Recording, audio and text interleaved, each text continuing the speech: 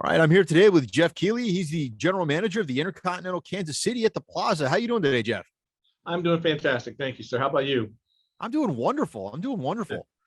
I'm excited to get a chance to talk to you. It's funny because you know how you and I got connected. I saw an awesome post from you on LinkedIn. I said, man, I got to get that guy on my show, and I was very happy we were able to make this happen. So very excited we were able to do this. Yeah, thank you for. I mean, it was just something I felt for the day and posted it, and yeah, it got a lot of views. So I was surprised myself, and I appreciate you reaching out, and I'm looking forward to our conversation.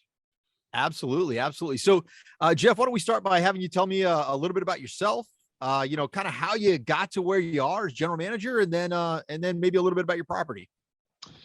So yeah, so I started off my career in New York City. I was a front desk clerk at a small boutique hotel called Stanhope on 81st and 5th.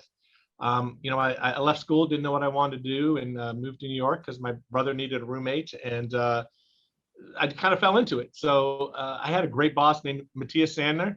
Kind of took me under his wing, and I was willing to learn, and he's been willing to show. He was willing to show, and it just worked really well from there, and just kind of been growing from front desk to, front office manager and GM at a limited service, and on and on and on. So it's just been a lot of good progression through the years, and again, just willing to learn and willing to listen and pay attention, and learn from some good bosses and bad bosses, and this is where I am today. So it's been a great ride. It's taken me to all over the country, and it's been a lot of fun. So Awesome, awesome. Now it's funny because every hotelier always has like a favorite discipline or a favorite department. What was your favorite discipline as you were coming up in your career? I mean, I was front office. I mean, that's got to be it. I mean, I think it's kind of the brains.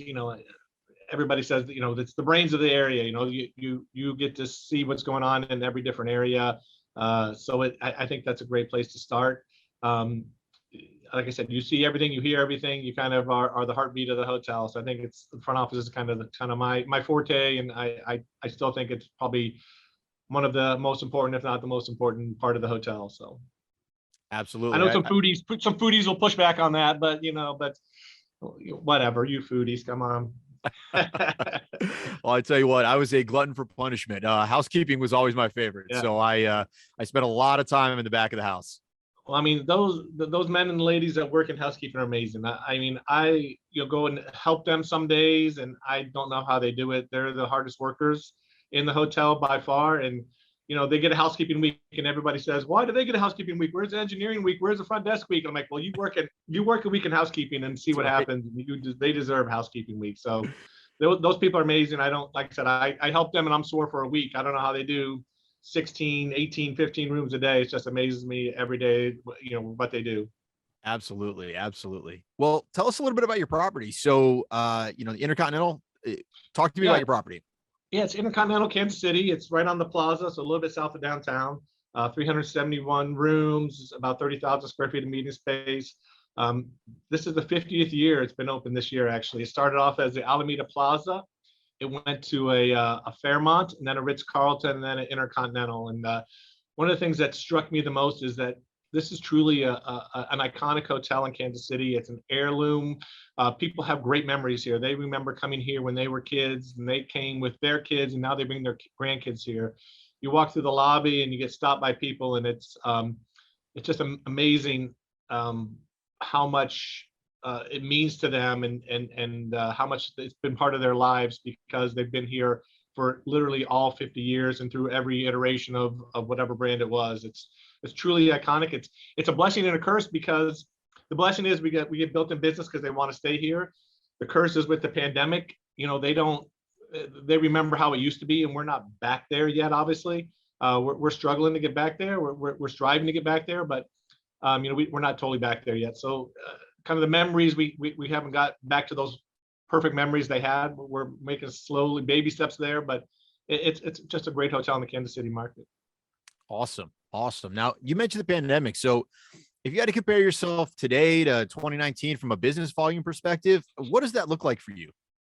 I mean, we're still probably only about a third of the business, and staffing. I mean, it's been tough, both to try to get people to come back. And you think there's been several, oh, we're coming out of it, and then there's another setback. So it's been frustrating. I mean, I remember, I was in Austin when this originally hit, and I remember March 6th is when they canceled South by Southwest in Austin, and it just went downhill from there. So we thought it was going to be, a few weeks, a few months, and it's gone on now. It's what, third year. It's just devastated our industry, and a lot of people have left that haven't come back. A lot of good people, and we're trying to replace them, and a lot of with this Zoom and this, Microsoft Meets has changed a lot of the way people meet. And I don't know if it's ever going to get back to 2019, 2018 levels. I think we're going to have to find different avenues and different ways of making up that lost revenue. So I don't think it's ever going to be what it was, but we're very resilient. We're very resourceful. We'll find other ways to get back to generate that revenue and make our, wow our guests. It's going to be a little different, but it'll be, the industry will recover. I agree. I agree. So we've actually seen some markets that are returning to 2019 levels. Overall, in general, how's Kansas City looking? Is it making a comeback? Is it still slow to recover? Yeah, if you look at our year-over-year numbers, we're triple what we did in 19, or excuse me, 21. So it's definitely coming back. It's not nearly to those 19 levels, but it's definitely on an increase, on a uphill climb. So it's never soon enough for owners, but we're getting there. It'll come back slowly but surely. It seems like the business travel still is lagging a little bit. We're a group house. That was our bread and butter. When we had group, we did well. When we didn't, we struggled a little bit, and we're slowly getting some of those groups back. They used to be 250, 300 people. Now maybe they're 50 and 75, but at least they're returning. So that's a good sign. We're starting to get some of that back. I think the bigger stuff will come back. There's nothing that, the in-person meetings need to happen, and they'll come back more. This Zoom is great, and Microsoft Meets is great and all that, but there's nothing like face-to-face. So it'll come back. We just got to get there, and slowly we'll recover. I agree. Now, when I kind of launched this off here, I said that I saw a LinkedIn post that caught my attention, right? And so, that post talked largely about, looking at hospitality as not just a job, but as a career. And, one of the things that I loved about it is, you listed all the places you could start and all the places you could go. That's a huge gap. So if you wouldn't mind kind of recounting some of that, just telling the story of our industry and where you can start and where you can go in your world. I mean, there's everything in our industry. I mean, you have sales, you have accounting, you have human resources, you have operations, there's maintenance, there's food and beverage, there's security, there's everything in our industry. I don't think people realize that it's just not, a housekeeping and front desk. There are so many different avenues to go to, and whatever your specialty, whatever your passion is, there's a vehicle for you here. If you're passionate about accounting, we need no-night auditors and accounting people, accounts payable, accounts receivable, controllers, engineers. If you're a tinkerer and hands-on guy, there's HVAC, there's plumbing, there's electric, there's carpentry, there's painting, there's everything. So this industry is more than just rooms and rooms focused thing. There's not just front desk and housekeeping. It's open for everything. I started off at the front desk. I had a great boss, kind of took me under his wing, and now I'm a general manager. Who would have thunk that, back in the day, that this crazy kid would have come to be a general manager at a iconic hotel in Kansas City. It's crazy, and I think we as hoteliers need to make sure we are selling that. I think sometimes we look at just a quick fill rather than building people and letting them know what the career paths are. I think we need to continue to do a better job of that. I think there's opportunities there so that we can attract people that may not think of it as a career. I think people just, no, I don't want to be a front desk clerk. I don't want to be a housekeeper, but we could sell that. That's just the jumping off point. The sky's the limit on everything else. Whatever your passion is, we can make it happen. We can get you there, and it'll be a rewarding career in the long run. So what do you do to communicate that narrative? It's a lot of people are talking about changing the story in hospitality, right? So how do you communicate that narrative to get people hooked? I mean, I try to like LinkedIn posts. I put it on there for people to see. I mean, I think that view got 45,000 views or something like that. So I think we need to put it out there so people can see it. I think people need to understand what the hospitality career has to offer.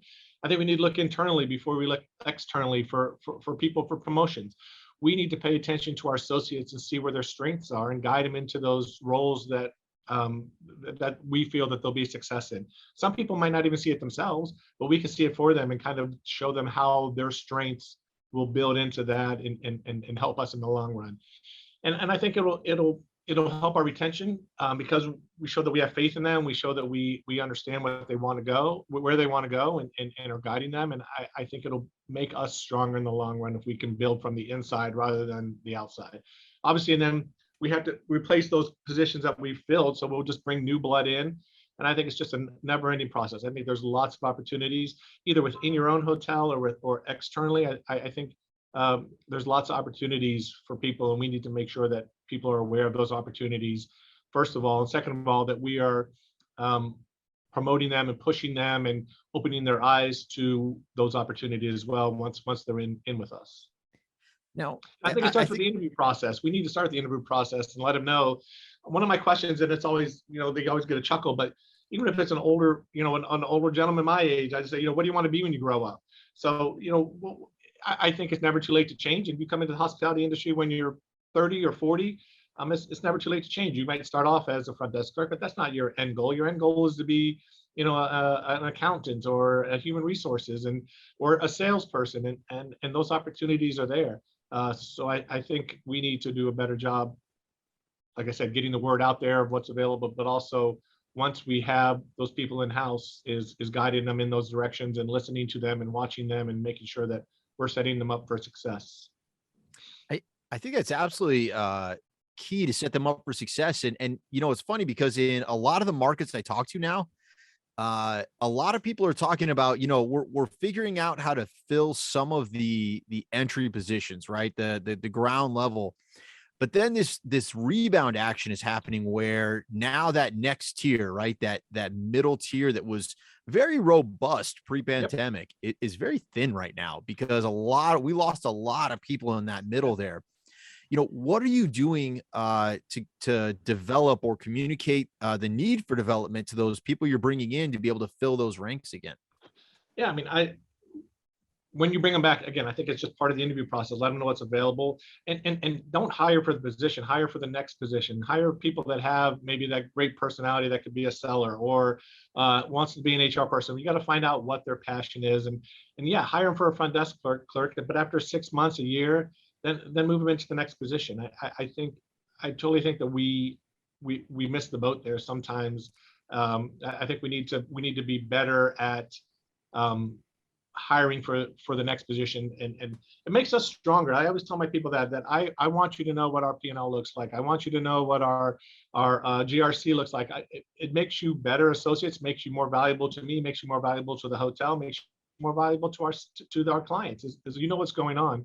I want to give information to everybody. It helps them grow, and again, makes them a stronger person. And I mean, and quite frankly, it makes my job easier. If you know where the numbers are coming from and know where everything is being brought in, it makes my job easier, because you get it, and then you understand where it's coming from and why we're doing some of the things we're doing. I absolutely agree. One of the things caught my attention you said there. So, 6 months, 12 months, get ready to move them up and get ready to move on. I know when I was coming up, it was, 18 months, and there was like a hard cap on when you could move, how many months, how many, how long. Do you see that trend getting, heading more towards what you're talking about, where when people are ready, you're moving them? Or are we still sticking to those antiquated, kind of barriers on when people can grow? Well, we've had to change it here, because we're starting to hire people back, and like you mentioned, a lot of the people we lost at mid-level. They got spooked because they got laid off, and they think it's not a recession-proof industry, and they want to find something, or they work from home, or they found a job that better suits their lifestyle, which is great for them, but we still need to move on. So yeah, I mean, I think if you have a position inside, I think that's kind of old thinking, is that you got to be 18 months, you got to be a year. Well, hey, if you're great, I'm going to move you on. I want you to be successful. I need you to be successful. We need to fill those positions. And why not fill them with somebody who's a front desk clerk and knows our clients, knows our hotel? Why bring someone from the outside that you have to retrain on all that stuff? I think we need to change some of our thought processes. I think we need to change some of our our policies and procedures to get to where we need to get to, because we got to change our tactics. We talked about we have to change tactics for getting groups in and all that stuff, but we also got to change tactics to get people here and to service those people that are coming in. It's not business as usual anymore. It's business unusual, and we got to figure out the unusual ways to make it work. So I think that's a great point. And, it's funny because when, I was running hotels, I was very much competing against the other hotels in the market for labor. Right. Yep. And one of the things that I think the pandemic kind of pointed out to us is that same pool of people, those people all are, working in stadiums, working in museums, working in country clubs, working in grocery store. Like, we're all pulling from the same group of people. And I don't think any of us realized how big, I mean, fulfillment centers, right? Amazons of the world, right? I don't think any of us realized that everybody was pulling from the exact same pool of labor to be able to grow. So what are you doing? What are your thoughts on that? What are you doing to kind of differentiate yourself in just now this hospitality space that we're in? Yeah, I mean, you're 100% right. We compete way outside of hotels now. It's people are you drive by McDonald's and they're showing $15 an hour or whatever. Any fast food place, everybody's dying for labor. So we're competing against everybody now rather than just hotels. And I agree. Probably 5 years ago it was you were competing against the Marriott down the street or the Hilton down the street. Now you're competing against the McDonald's and the senior living centers and all that stuff, because it's a lot of the same qualities, a lot of the same skill set. So you got to somehow differentiate yourself by, again, we have careers further than this. You may be at a senior living center, you're not going to be able to do that. But in a hotel, there's so many different branches you could go into. So I think we need to differentiate ourselves as an industry, show what we can offer and how quickly you can get there. And I think a lot of general managers, directors of sales, director of operations have huge success stories. They started off as a dishwasher or a line cook or a front desk clerk or a housekeeper. I think we need to share those more so that people see that it's a career that you can take off in, and it's not just a dead end job. It's actually a career that you can exceed and grow and be be where you want to be.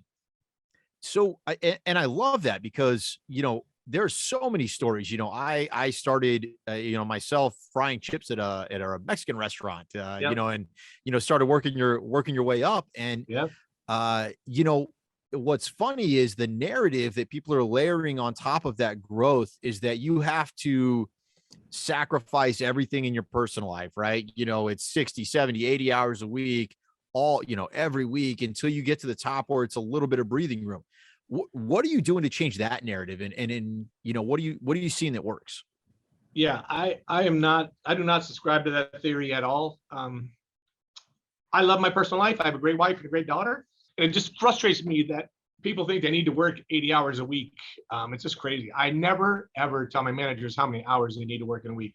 I tell them you need to be here when you need to be here. This week it might be 60 hours, but next week it could be 40 hours. If you can do your job in 40 hours and get the hell out of here, get the hell out of here. That's what I tell them. I truly think that your personal life recharges your batteries and makes you a better associate. I want you to be home. I want you, this is not your life. If one day, you're not here and things go crazy, we might have a conversation, but I don't want this to be your life. I think you need to be outside the industry or outside your job. And like I said, spend time with your family, recharge your batteries, and it truly makes you a better associate. I think you need to have that. So I tell that to all my managers when I come in. I say, I'm never going to tell you how many hours you need to work in a day, in a week. You need to be here when you need to be here. And sometimes that's a Saturday, sometimes that's a Sunday.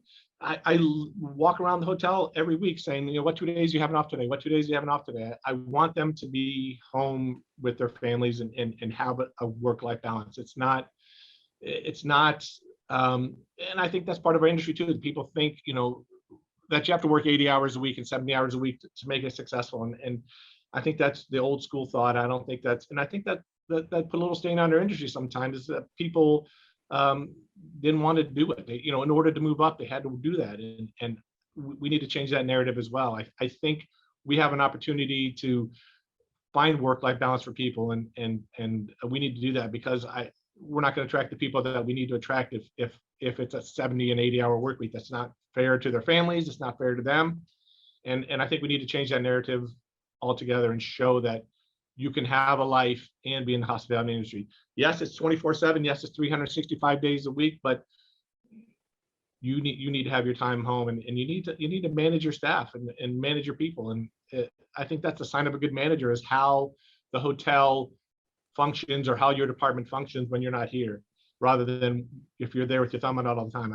It's just it drives me crazy when people expect that 70-hour, 80-hour work week and hold people accountable to that, and it burns people out. And I think that's some of the reasons people leave the industry. I think there's why that some people think that they can't succeed in this industry, because they don't want to put in those crazy hours, and it's just not worth it in the long run. So I think we need to change that narrative too. Well, I think that's and you know, if we recap kind of some of the pivot points that you're outlining here, right? It's you know, that we do have a great story to tell. You can start at the bottom and work your way up fairly quickly in this industry. You can in almost the blink of an eye go from, you know, being an hourly worker to making a strong salary to being six-figure leader, like in a very short period of time. You know, that growth isn't dependent on a handbook version of 18 months or 2 years minimum to grow. That, you know, we have to change that. We have to be flexible based on, you know, people's abilities, talents, and obviously the availability out there. And then, you know, obviously that we're changing the narrative in the fact that there won't be leaders out there who are watching your car to make sure it's still there when theirs is there. Because I think we've all worked for that person before. I mean, COVID broke our industry, so we have an opportunity to put it back together any way we want to. I think, and it's up to us to put it back where people want to come and work in the industry. I truly think we have a huge opportunity now. We're coming back business-wise. We're getting staff back. I think we need to do it the right way and change some of the thought processes, and change some of the hiring processes, and change some of the expectations, and make it a better, funner, easier place to hire, to work, to retain associates. I think this is our opportunity to do that. And we need to take that opportunity and run with it. I truly think, you know, we had a stigma for a long time as a tough industry for a person with a family, and a tough industry because of pay rates, and a tough industry because of the labor you had to do. And we can change that right now. It's like I said, COVID has, if anything, has given us an opportunity to change that narrative and to make it a different narrative when people think about the hospitality industry. And we have a great chance to do that right now. I love it. I love it. And this is exactly what people need to hear. So thank you very much for that. So we're talking about changing the industry, right? And I always like to end on this kind of note, which is, you know, what kind of advice would you give a new leader coming into this industry, right? I mean, it's like you said, it got broken, we're fixing it. What kind of advice are you giving people as they're coming in right now? I mean, I think the main thing is, you know, listen to your people. You don't have to be right all the time. I've been in this industry for 25 years. I've been a general manager for 25 years. I've been in the industry longer than, so I guess I got to do math right. So I've been in the industry for 29 years. I've been a GM for 25, and I still learn stuff every day. I learn stuff from housekeepers. I learn stuff from laundry attendants. I learn stuff from engineers. I learn stuff from front desk. You know, listen to your team. You don't have to know everything. Let them shine. And again, I think that helps with retention, because listen to them and let them show you a new way of doing things. So there's new ways all the time, easier, faster, better. We got to use the tools, and the tools, what I mean, in our associates and the internet and everything, to make it better. I think, you know, this is the way we've always done it, so we're going to do it this way, but there's always new ways of doing things. So listen to your team. And then again, I think that helps with retention, because they see that you're listening to them. They understand that you need them and want them.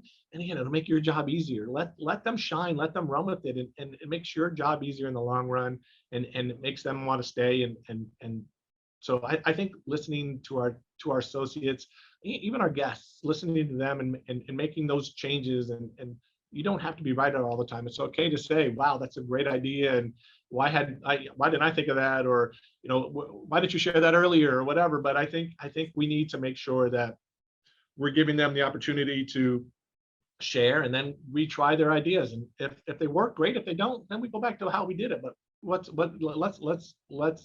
listen to them and make sure that we're giving them the opportunity to shine. That's awesome. That is absolutely awesome. And, I think this changing narrative, this shift, I think it's here. It's going to happen. GMs like you are leading the way, and just the mindset of listen to feedback, take it all in, grow with every interaction. That's absolutely outstanding. I love it. I think we need it as an industry. Like, again, we're broken. We can put it back together any way we want to, and I think we need to find new ways to put it back together to make sure that we do it right and do it better and do it faster. I mean, the old ways were great, but I think there's new things we can do and new people we can look at that we hadn't looked at before, maybe that can make it better, easier, faster for everybody. Love it. Love it. All right, Jeff. Well, we're going to go ahead and wrap up here. So where can people find you if they want to reach out to you? Oh my gosh. So my home number, no, I'm just kidding. I'm at the Intercontinental Kansas City. My email address is jkeeley@kansascityic.com. I would love to talk to you. I'm on LinkedIn. I do have a Facebook page. I tell you the truth, I never check it. But my wife checks hers, but I would love to talk to anybody, email with anybody, but find me on LinkedIn. It's KEELEY, Jeff. Just look for the bald guy. And again, I would love to talk to you and learn from you. And if you need help, I would love to assist you as well. So again, I'm open to talk and chat and email anytime about anything. If you're a Cowboys fan out there, I'd love to talk to you. I'm a big sports fan. Doesn't have to be about hotels, but I'm open for anything. I love it. I love it, Jeff. Well, I'll make sure I hit you up in football season. I'm a Browns fan, and we have our ups and downs, and so I know you can empathize with that on the Cowboy front as well. I grew up in Cleveland in the '80s, so I remember the Cardiac Kids and then Bernie Kosar and all that. So I mean, if I had to pick an AFC team, it'd probably be the Browns. Don't tell my wife that because she's from Buffalo, so she's a Bills fan. So, but yeah, it's thank you very much. It was great talking to you today. I appreciate you reaching out. This was great, and everybody out there, if you'd like to chat, I'd love to talk to you, and let's make sure that we let people know what a great industry this is. Love it. Thanks a lot, Jeff, and look forward to connecting with you again in the future. Sounds great, Chris. Thank you. All right. Bye.